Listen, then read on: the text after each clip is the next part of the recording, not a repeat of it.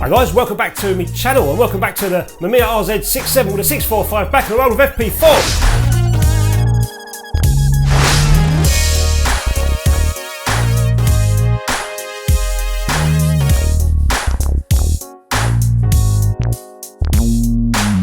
So in this video I'm going to be taking a photograph of these lilies using natural daylight. The sun is quite early in the morning, the sun is coming up over that way, so the light is quite soft and it's not so bright coming through the big large window behind me. And this is my window light here, so the sun is just starting to peek itself over. You can probably see it's quite harsh this side, it's not quite touching the flowers yet. So perfect really for doing some window light photography on these lilies.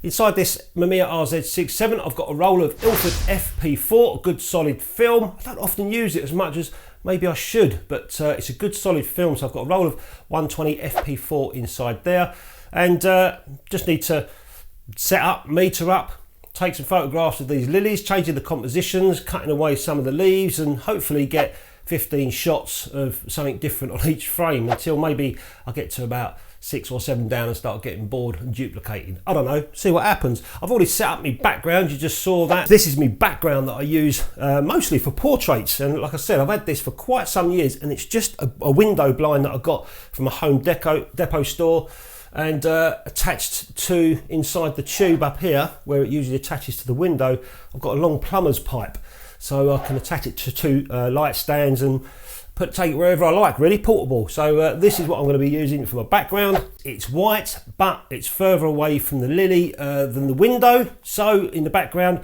it will probably turn, I'm hoping it will turn out a lighter grey, not so much white. So in other words, I'm not lighting the background at all, the light's just falling off as it goes across the room onto that background, which when I meter up should be maybe 1 or 2 stops less than the lilies itself. So I'm going to keep my stuff real simple and sweet today. Simple photography, simple developing, simple metering, simple printing in the darkroom. So stick around, we'll get these lily shots done, then I'll show you the developing process that I'm going to be doing to get the FP4 into the darkroom, and then I'll show you the prints that I'm making and how I'm making those as well. Hopefully they'll come out all right. What I'm hoping for is just nice soft light on these lilies, and just a very slight separation between the lily and the background. So pretty much a very kind of, not low contrast, but I don't know, whatever you want to call it, a pale looking photograph or print. I'm going to use my light meter just to do some incident readings, and Bob's your uncle, Fanny's your aunt, get on with it.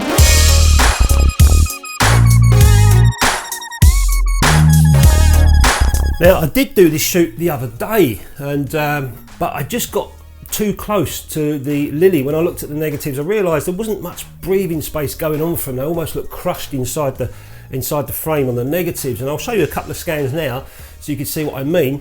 So I've come back now, I've changed the background, I've changed everything else around the room, the window light, everything else. Also the lilies are different, the other ones were red, these ones are white, and I'm giving them a bit more breathing space inside the frame, if you like. So the last thing I've got to do just before I take my shot is just get these tiny little bits of dust that, or whatever they are, that fall off these tentacles or whatever they are. No doubt someone in the comments will let me know, off of the flower, otherwise it'll look horrible in the photograph.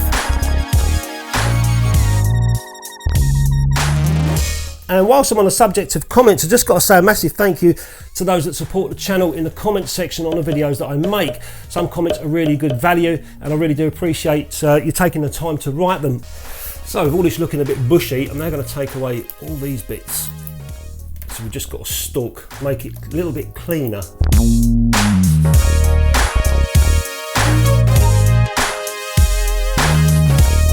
So I've just come down to one lily now.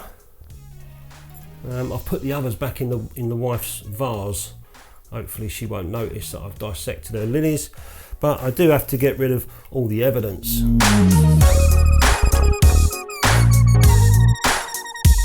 That's it, we're done.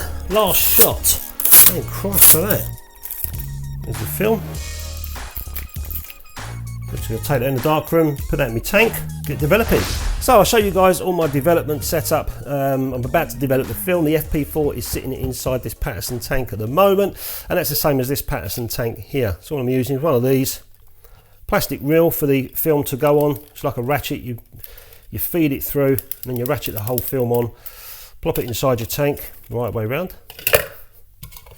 Put the lid on, put the top on, pour your chemicals in and go. Some people find these reels a little bit tricky. There are easier ones you can get, but I've always used these and they work for me. So, you know, why change? The steel reels, I've never tried those. I've heard they're very good, but I've got loads of these and this is what I always develop my films with.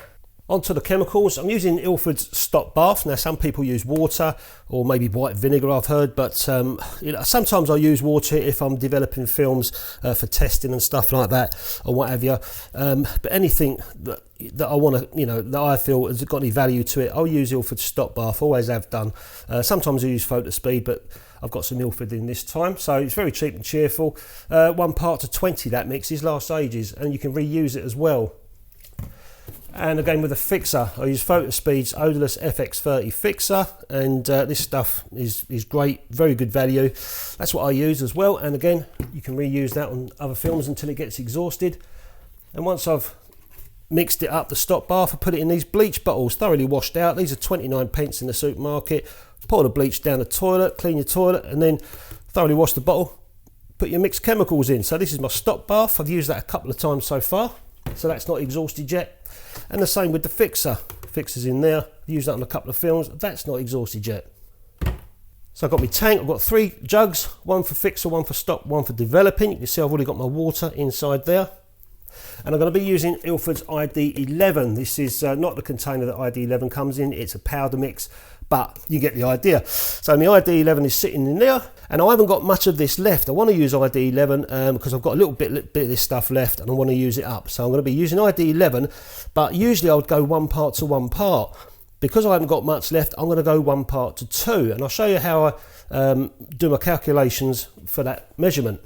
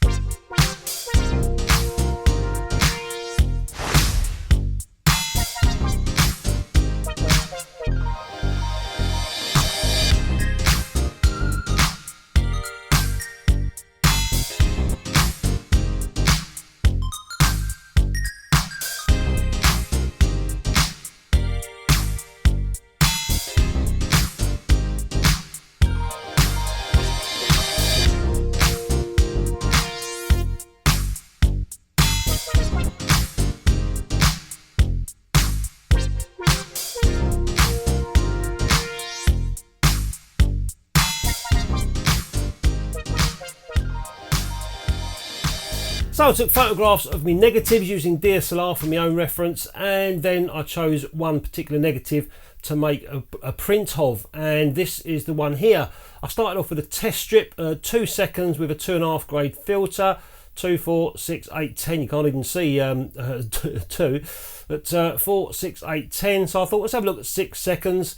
So I'll put another strip underneath for 6 seconds just so I can see what was going on at 2.5 grade filter. But I noticed the little tiny, I don't know what they're called, these little bobbly things on the end of the Lily, they was just a bit too, well, they was jet black. I thought I need some detail in those at least, otherwise it just looks a bit too inky. So I decided to have a quick go at a split grade and see if that would help me out at all.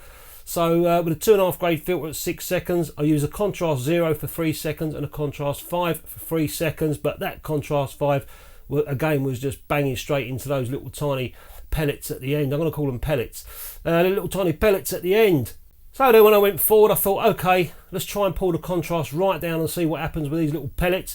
8 seconds contrast 0, too dark, and then I did one at 7 seconds contrast 0, and I started getting some results. So I even started to get some detail back inside these little pellets. So I went ahead and made another a full-size print, contrast 0 for 7 seconds. Okay, so I've done some test strips. I'm just about to look and make a full-size print, and the grain is so fine with that FP4 and that ID11, even at 1:2, the grain is so fine. I'm really happy with the sharpness and grain on that.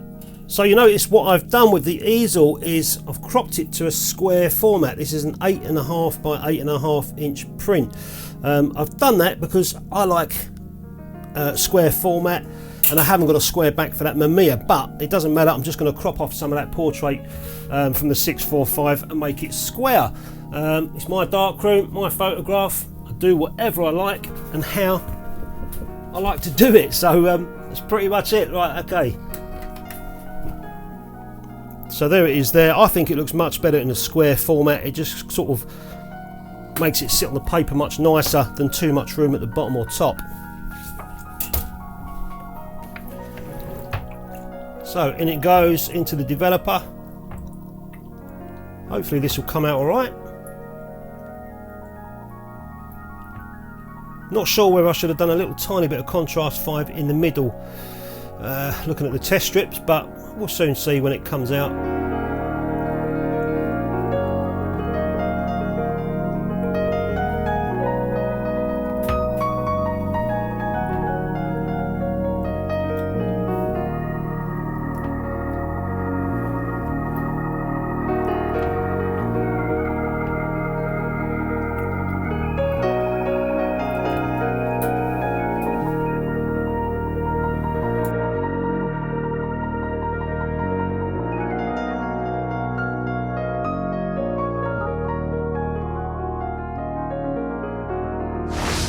And this is the print that I came back with, 7 seconds contrast 0, and I was really happy with it. I also like the way that the background has kind of got this gradient from the bottom to the top. I didn't realise I was going to get that when I was looking at the background on the scene, but that's added a little tiny bonus for me. It gives it a little bit of depth in the background. But I was really happy with the way that it came out, especially the little pellets. They've got a little tiny bit of detail in there now, so I was really happy with the way that the contrast was. I could use a contrast 5 and then start darkening these tones in the middle here just to make it pop a bit more, but I don't want that. I just want this, you know, this light looking lily looking very simplistic as it is there. So I'm on the second negative that I like. I just thought I'd try those 3 lilies bunched together, see how they come out. Again, same format. I'm going to throw it into the square and see what happens, see how it looks. Just need to close my blades down on the carrier to stop any light spilling over. I'm impressed with that grain on the FP4 and the ID11, I must admit. Off we go again. So everything's the same, contrast 0, same times.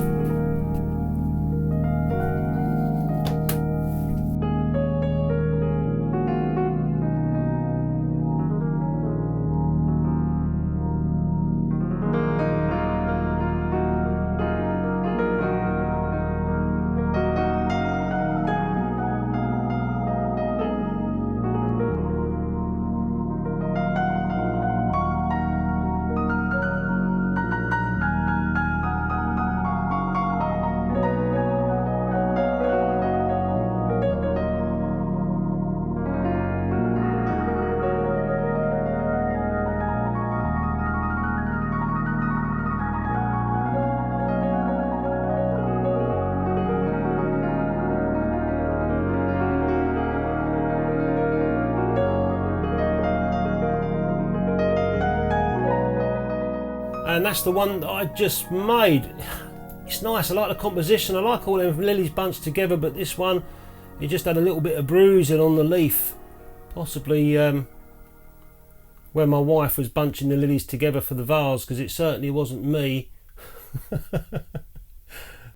So that was a fun day indoors shooting the lilies. This was the first prints that I did, and I had this little tiny black mark on the top of the on the edge of the paper. I don't know where that was from. It happened on 2 prints. So I checked on my easel and everything. It wasn't. I even did test strips on the sides just to see if I could reproduce it, and I couldn't. So pretty strange. I ended up making another 2 prints just to get rid of that, just in case if these get framed, you might want to keep the edge of the paper in. And as you can see there, I managed to get rid of it. These prints are going to be going on Etsy, guys. If anyone wants to support the channel and you like these lily prints, I'll be putting these on my Etsy page. A link will be in the description. And as for the bunch of lilies, this one actually came out nice, but I just didn't like the way that the leaf was a little bit bruised. Like I said, I think my wife did that when she was bunching them together. It certainly wasn't me, if she ever gets round to watching this video. So like I said, NAF day, decided to do some photography indoors, and that background surprised me. It gave a little tiny bit of gradient as well, which I found to be quite nice on the prints when I made them in the darkroom. Simple darkroom session, nothing too complicated. Use of filters, tried a bit of split grading, didn't work. Needed to try and pull the blackness out of those little tiny seedlets, whatever they're called. Let us know in the comments what they're called, I don't know. And I managed to get around it in the end with the contrast zero filter. Job done. Anyway guys, I hope you enjoyed the video. Thanks for watching. Thanks to everyone that supports the channel, and like I said earlier on, thanks to everyone that gives me constructive, valued comments in the comments section. I really do appreciate it, and I'm sure others do as well. I'll catch you next time.